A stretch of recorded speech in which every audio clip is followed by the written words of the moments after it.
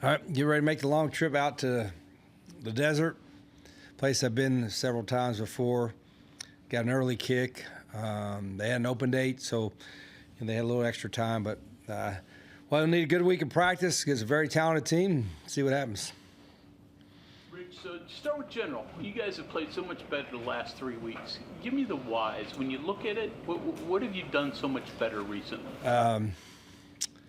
Well, we have played better. I think, of course, we were playing really poorly at times earlier in the season, but, there was no panic. I didn't think we played, really well all the time this past weekend, but there was no panic. Played with probably more of a sense of maturity, if that's the right word, in the game. We didn't make when we made a mistake, guys didn't get down, wasn't looking at the scoreboard, wasn't panicking, anything like that. So every win's a good win. But, we're continuing to grow. We're still going to have moments. I mean, we got two really good opponents left in the regular season. And we're going to have to play better to win those games. But anytime you win or play, even when you play well, you get some confidence. And I think that's the best thing about having a win is it gives you guys more confidence. Watch the tape. What jumps out at you with Arizona State, offensively, defensively? Yeah, athletically, they've done a great job. I mean, obviously, he turned it around from his first year to the second year, and still got the same. I think I'm not sure how many starters they got back on offense, but on defense, there's 7 or 8 guys that were starters. Got a lot of guys coming back from the team that won the conference last year. They're well coached. There'll be a good environment. Like I said, I've been there several times, and they're not out of position. They force you to execute to beat them, and that's what we'll have to do if we have a chance Saturday. Outside of injuries, what do you think has been the difference for them this year, where it's been a little bit more of a roller coaster ride, whereas last year they won the conference? Yeah, I could. I'd probably have to do a deeper dive or study into what happened last year. I didn't. I've been.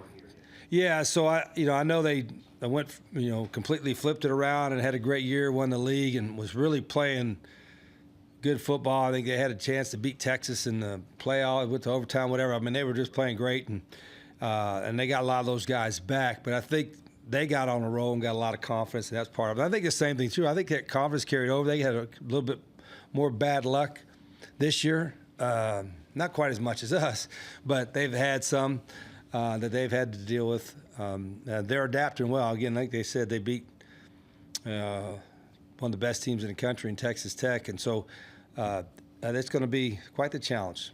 Rich, do you have a period during the week where it's kind of like where there's practice or meetings, where it's kind of like an experimental period where no idea is a bad idea, and you come up with some of the ideas, like playing Curtis Jones at running back or adding another fullback, or is it kind of more just off the cusp? It's a little bit. It doesn't happen during practice, but it's the whole thing of the necessity being the mother of invention. Kind of one of those kind of deals. We're getting, all of our running backs are getting hurt, just like our quarterbacks are getting hurt. What do we got to do? Who's played running back before? So there wasn't a whole lot of thought into that. But with Curtis, we're gonna have to play. We're gonna have to give him more reps. Dior is banged up.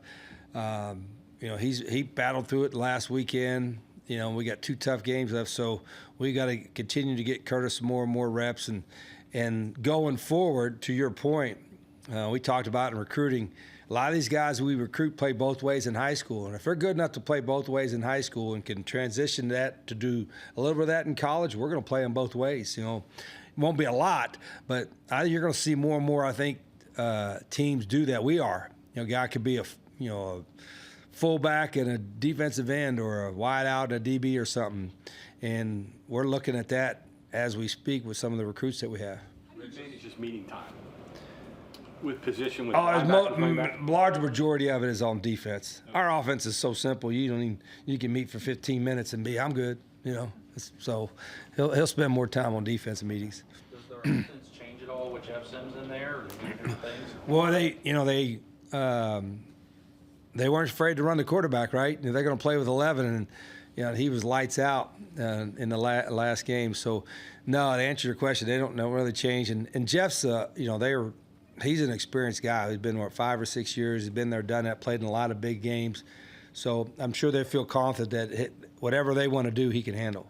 Rich, what's your Seems like the blocking from your tight ends, especially in the twin set, has kind of come along the past 2 or 3 They've weeks. got better. Just familiarity, more reps. A little bit, yeah, that, and we challenge them a little bit. They're not the biggest guys, 225, 230 pounds. We like for everyone to be 250, but they, I thought Coach Nicewander challenged them the last couple of weeks to get a little bit more physical in our blocking on the perimeter with the tight ends, and I think the last couple of weeks we've seen some steps in that direction.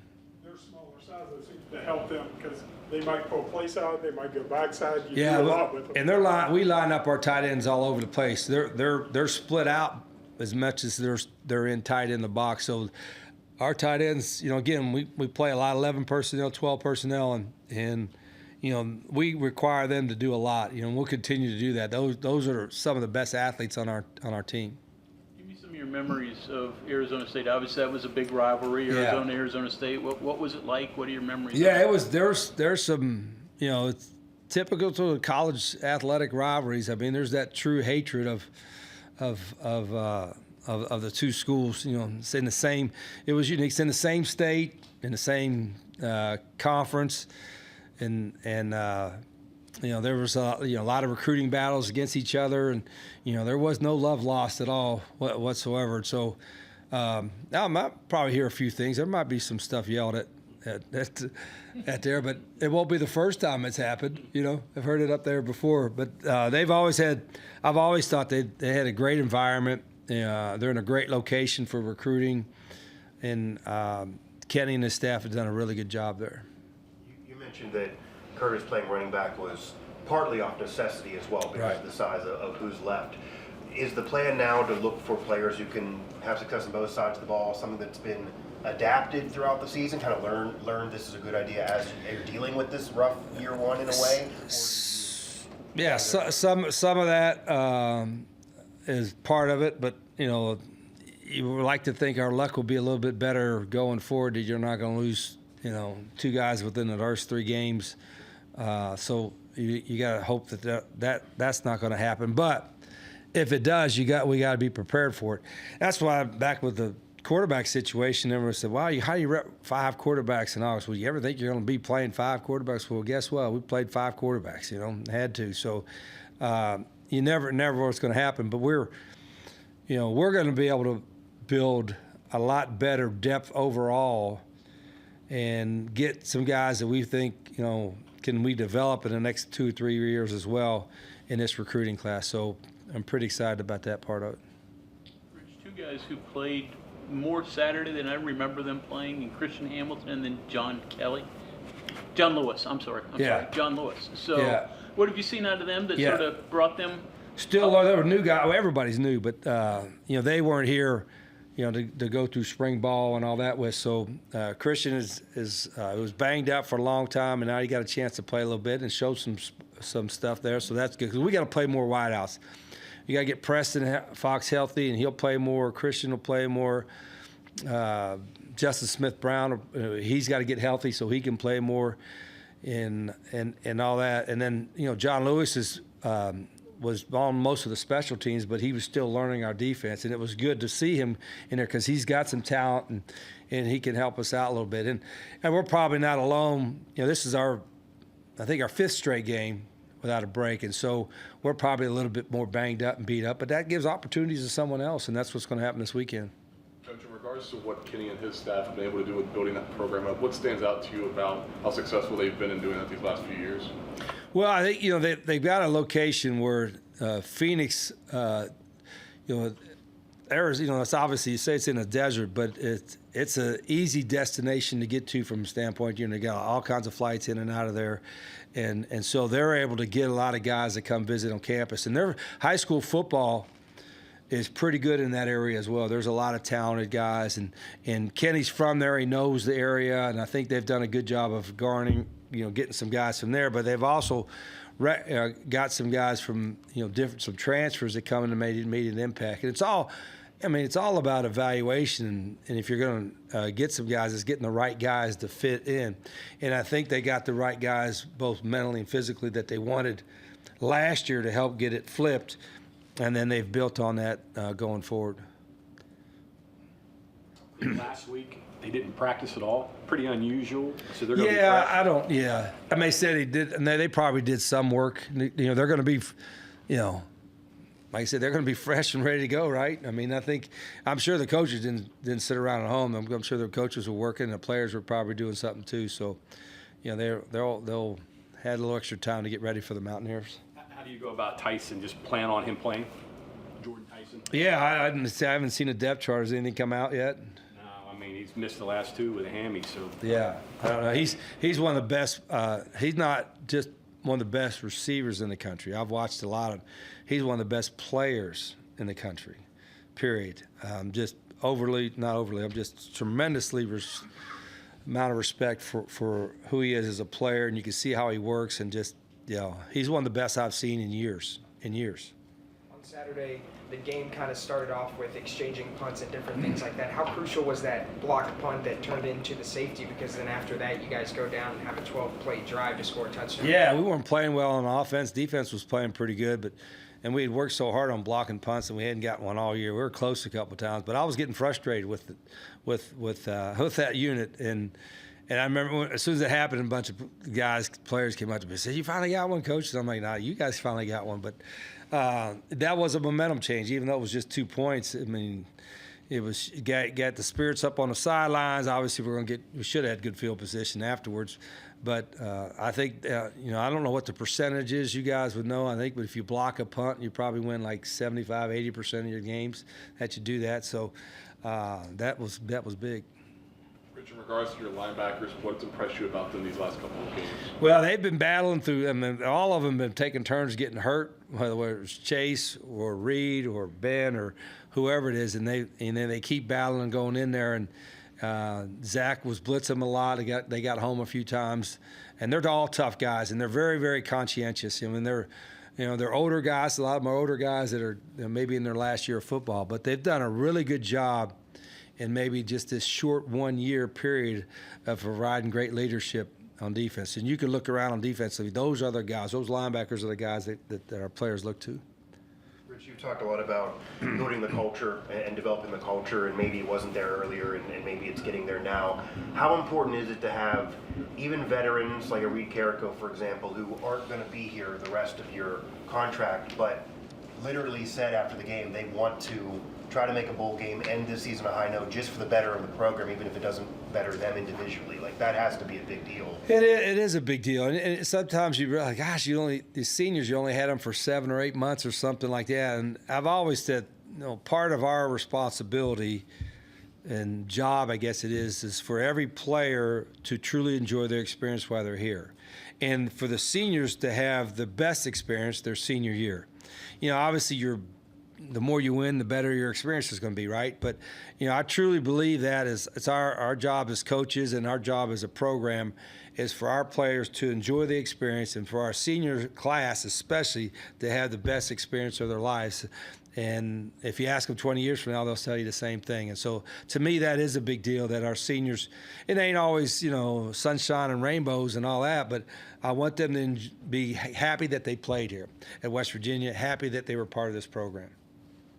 Looking at their linebackers, they seem to make it go. What makes them so effective on that end? Really athletic. I mean, every one of them can run. They're 225, 230 pounds.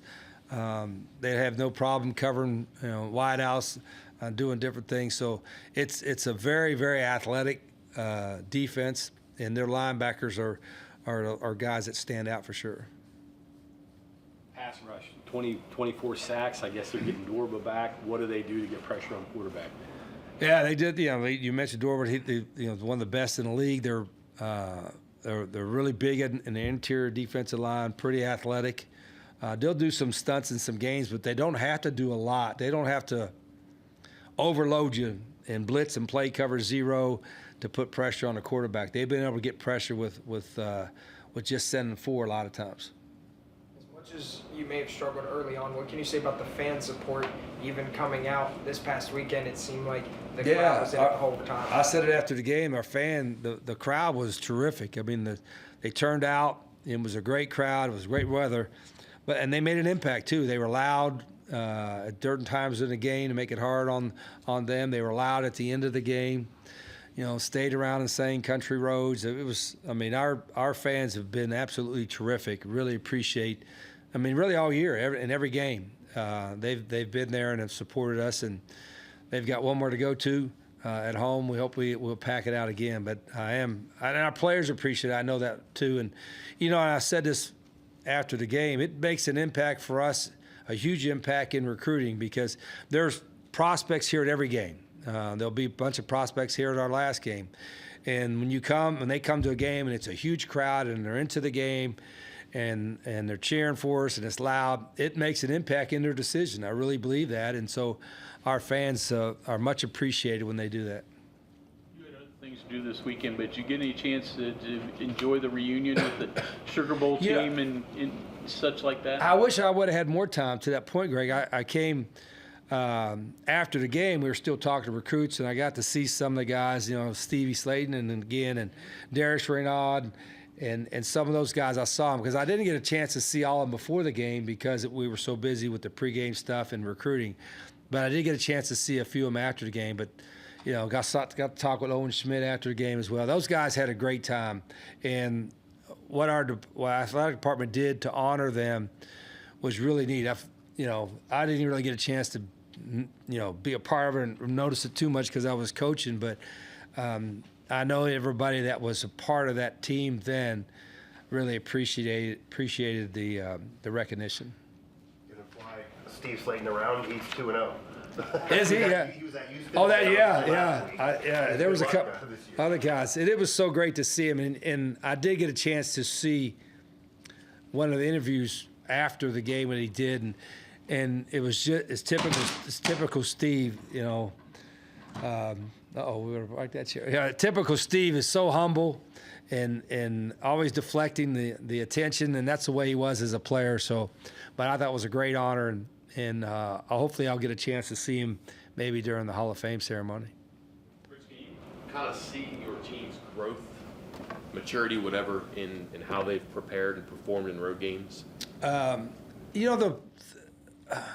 You would think you'd see some difference, but there really hasn't been much difference in our preparation and their approach earlier in the year to now. It's been the same. It's been consistently the same. Now, obviously, the results have been a little bit better the last couple of games, but I said this before, like when we weren't winning and what have you, I didn't see like cracks in the wall. I didn't see issues with their effort or their focus or that. Maybe there was a lack of confidence, certainly, and I think they'll have more of that. But there never was a time like, Lee, I don't like coaching these guys or whatever. No, it was never that. So that's why I'm glad they had just a little bit of success, because they've put in the work, and they'll continue to do that. And there's another level we'll get to from that standpoint. Like, we'll get to the point where I won't have to nearly preach it as much. This is how we do stuff. This is how we do stuff. The players will be more of that conduit than I will be. But that's my job, so we'll get it done. Kind of that goes into this game then too. You haven't changed a whole lot, you said, and to have people who just stick with it when all the stuff you dealt with, you could have changed on the fly so many times. Stay pretty much right in the middle. Does that pay off in the long run rather than when you're playing poorly or when things aren't going well? There could be a sense of panic, and I don't know. It's 28 years of experience doing it. I'm not going to sit back here and say, I can't be so egotistical saying this is the way it always is and the way it's going to be. Trust me, every day got evaluated. Okay, what are we doing? How are we doing it? But I do that all the time, whether we win or lose. So I'm never like, we're going to do this no matter what. It's always constantly evaluated. Are we doing the right things and doing it the right way, doing it with the right people? That's a constant that happens whether you're winning or losing, or no matter what, you're in year 1 with the program or year 6 with the program. So that has never changed. But we weren't to the point when I did that evaluation, like, golly, we got to throw all this out and start all over again. There's a lot of corrections that will still be made in this offseason, some stuff that we'll fix. But we can't, and we'll do that every year, whether we win them all or lose them all. Play against a team that's got rest. Does that impact your preparation at all? That's a fair question. Not really, because we were busy getting ready for last week's game. We know they're going to be fresh and excited, and I think the biggest thing is sometimes when you come out after teams had an open date, you got to be ready for something different early. They may do something tricky on special teams or on offense, or they may show you a different front or coverage that they haven't worked on. And so you got to kind of be prepared for the things that they haven't shown from a sales scout standpoint. But, that's kind of typical. I know you mentioned there won't be as much turnover in year 2 as there was in year 1, but staff-wise or player-wise? Player-wise, not as much. Even if we do have a bunch of seniors, though. Yeah, I'm sure there's going to be some. So I guess my question is, are you able to carry over momentum from ending a season strong into next year in this era, like maybe you could have 20 years ago or 10 years ago? I think so. Not as much, because we're going to turn over more than, because we did take a bunch of older transfers. And that's the intent of us getting more high school guys, because we want to get them here for 3 or 4 years. And so we don't, going forward, there's not 30-some seniors, whatever, what have you. And so that's kind of the plan going forward. This year we had to do what we had to do. But I also think if there's just 35, or say there's 50 players coming back, there's 50 guys that understand our culture, which is more than we had last year, which was none of them, other than maybe a couple guys at Jack State. So that part of it, you got half the team instead of the whole team. And not that it was like a major, I don't want to make you think it was a major flip in culture or nothing like that. It wasn't. But just everybody has their own way of doing things and their approach to it, whether it's offensive schemes, defensive schemes, special teams, how you run your program, all that. There's just little ways that you identify within your program, and guys understand it. And going forward, we'll have more players, not just the coaches, to help us institute that stuff. Scotty makes the viewer. What should we take from that? That didn't look. Yeah, that was one. When I talk about he makes some next level throws. That was one of them. A field throw on a sail route to a back outside the numbers, on time, in stride. I mean, that's looked like an easy throw. That was a next level throw and next level timing. And so that was something that he showed early, back in the summer. Okay, thank you very much. Okay.